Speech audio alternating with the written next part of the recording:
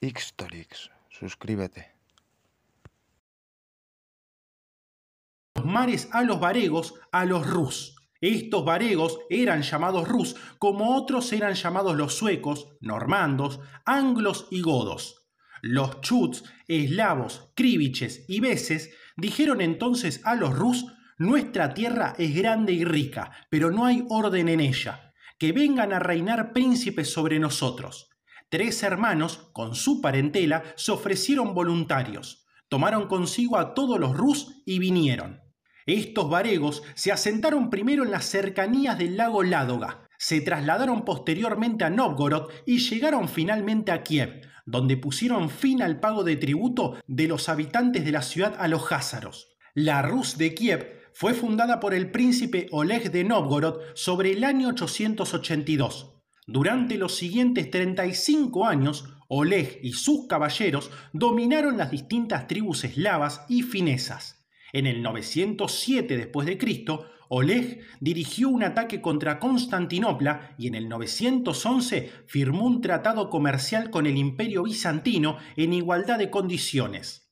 La Rus de Kiev, en su consideración del nuevo estado de Kiev, prosperó por su control sobre la ruta que unía el mar Báltico con el mar Negro y Oriente, además de por su abundancia en pieles, cera de abeja y miel para exportar. Dada la tendencia favorable a Escandinavia en la crónica de Néstor, algunos historiadores eslavos han discutido el papel de los varegos en el establecimiento de la Rus de Kiev. Durante el reinado de Sviatoslav, entre el 945 y el 972, los gobernantes de Kiev adoptaron la religión y nombres eslavos, pero su Drusina siguió estando formada principalmente por escandinavos. Las conquistas militares de Sviatoslav fueron destacables. Propinó sendos impactos mortales a sus 2 vecinos más poderosos, el Kaganato Házaro y el Imperio Búlgaro, que cayeron poco después de sus incursiones.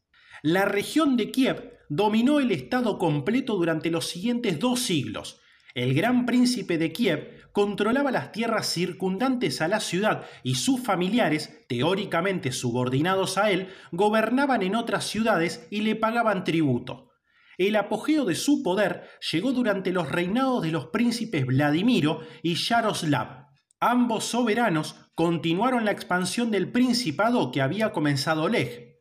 Vladimiro llegó al poder en Kiev tras la muerte de su padre Sviatoslav I en el 972 al derrotar a su hermanastro Yaropolk I en el 980. Como príncipe de Kiev, el mayor logro de Vladimiro fue la cristianización de la Rus de Kiev, proceso que emprendió en el 988.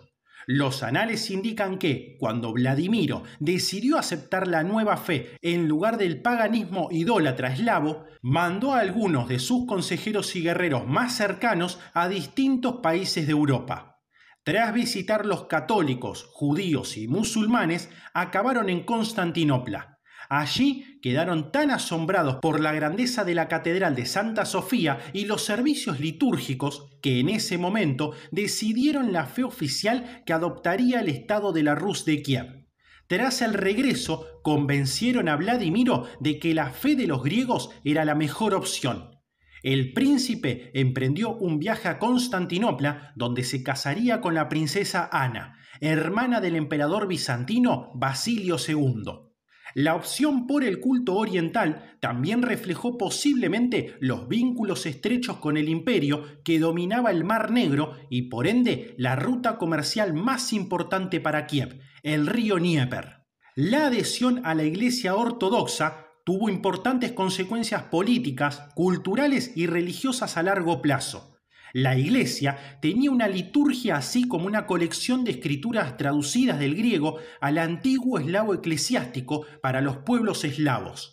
La existencia de esta literatura facilitó la conversión al cristianismo de los eslavos orientales y los inició en una rudimentaria filosofía griega, a la ciencia y a la historiografía sin la necesidad de aprender griego antiguo, a diferencia de la población culta de la Europa occidental y central que continuaba manejando el latín. La independencia de la autoridad romana y la falta de obligación de aprender latín o griego hicieron que los eslavos orientales desarrollaran su propia literatura y bellas artes sustancialmente distintas de las encontradas en otros países ortodoxos. Yaroslav, conocido como el Sabio, pugnó igualmente con sus hermanos por el poder. Aunque logró imponerse en Kiev en el año 1019, no fue reconocido como señor en toda la Rus de Kiev hasta el 1036. Como Vladimiro, Yaroslav I el Sabio se preocupó por entablar relaciones amistosas con el resto de Europa. Yaroslav casó a 3 de sus hijas con príncipes extranjeros exiliados que vivieron en su palacio. Isabel con Harald III de Noruega, que obtuvo su mano por sus hazañas militares en el Imperio Bizantino.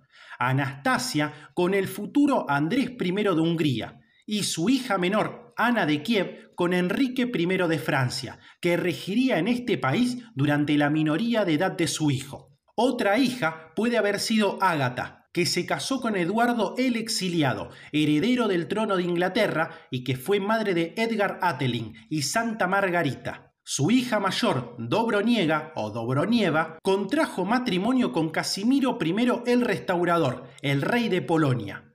La nieta de Yaroslav, Eupraxia, hija de su hijo Vsevolod I, se casó con Enrique IV del Sacro Imperio Romano Germánico. Mandó a construir el primer gran edificio del Principado, la iglesia de Yatina o de la Dormición de la Virgen de Kiev, así como la Catedral de Santa Sofía de Kiev y la Catedral de Santa Sofía de Nóvgorod. Patrocinó el clero autóctono y el monaquismo, además de atribuírsele la fundación de un sistema educativo. Los hijos de Yaroslav levantaron el gran monasterio de las Cuevas de Kiev, que funcionó como academia eclesiástica. La Rus de Kiev no fue capaz de mantener su estatus de potencia próspera y dominante, en parte por el aglutinamiento de dominios muy dispares regidos por un clan. A medida que los miembros de este clan fueron creciendo en número, se identificaron con intereses regionales más que con un patrimonio común mayor. Así, los príncipes se enfrentaron entre sí, formando eventualmente alianzas con grupos externos como los polacos o magiares. Durante el período del 1054 al 1224, no menos de 64 principados tuvieron una existencia efímera.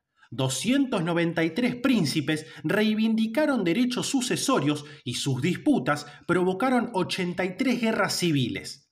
En el 1097 tuvo lugar el Consejo de Liubech, el primer consejo federal conocido de la Rus de Kiev, celebrado en medio de las constantes rivalidades regionales entre los príncipes. Las cruzadas condujeron a un cambio en las rutas comerciales europeas que aceleró el declive de Kiev. En el 1204, las fuerzas de la Cuarta Cruzada saquearon Constantinopla, lo que precipitó la decadencia de la ruta comercial del Dnieper, llamada Ruta Comercial de los Varegos a los griegos. Con el declive de la Rus de Kiev, se escindió en varios principados y algunos grandes centros regionales: Nóvgorod, Vladimir Suzdal, Galicia-Volinia, Polotsk, Smolensk, Chernihiv y Pereyaslav. Los habitantes de estos centros darían lugar con el tiempo a 3 nacionalidades actuales: la ucraniana en el sureste y suroeste, la bielorrusa en el noroeste y la rusa en el norte y noreste. Al norte del territorio, dada su situación privilegiada para controlar las rutas comerciales del Volga al mar Báltico, la República de Nóvgorod prosperaba como parte del Principado. Cuando decayó Kiev, Nóvgorod comenzó a independizarse. Una oligarquía local gobernaría el territorio, de modo que una asamblea local tomaba las decisiones gubernamentales, así como elegía a un príncipe como líder militar de la ciudad. Nóvgorod se parecía, tanto en su estructura política como sus actividades comerciales, a una ciudad de la Liga Hanseática, la alianza próspera que dominó el comercio de la región báltica entre los siglos XIII y XVII. Al noreste, los eslavos colonizaron el territorio que llegaría a llamarse Moscovia, aliándose y mezclándose con los pueblos ugrofineses que ocupaban la zona. La ciudad de Rostov fue uno de los centros más antiguos del noreste, aunque suplantado posteriormente por Suzdal en primer lugar y después por la ciudad de Vladimir, que llegó a ser la capital del Principado de Vladimir Suzdal.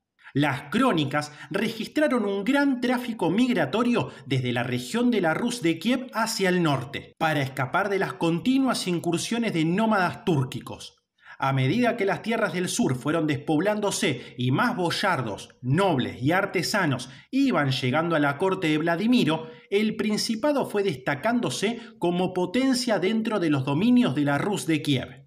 En el 1169, el príncipe Andrei Bogolyubsky de Vladimir Suzdal asestó un duro golpe al poder decadente de la Rus de Kiev cuando sus ejércitos saquearon la capital. El príncipe Andrei instaló entonces en el poder a su hermano menor, que gobernó brevemente en Kiev mientras Andrei continuaba dominando sus tierras en Suzdal.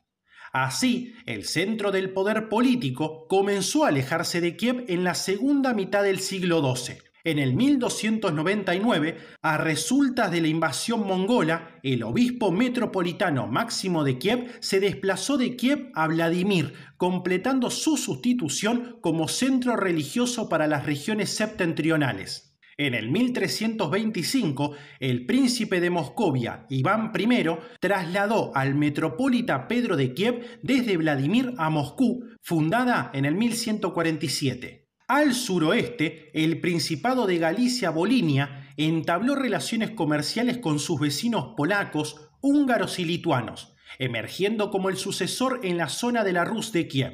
A principios del siglo XIII, el príncipe Román Mstislávich unió los dos principados previamente separados, conquistó Kiev y asumió el título de Gran Príncipe de la Rus de Kiev.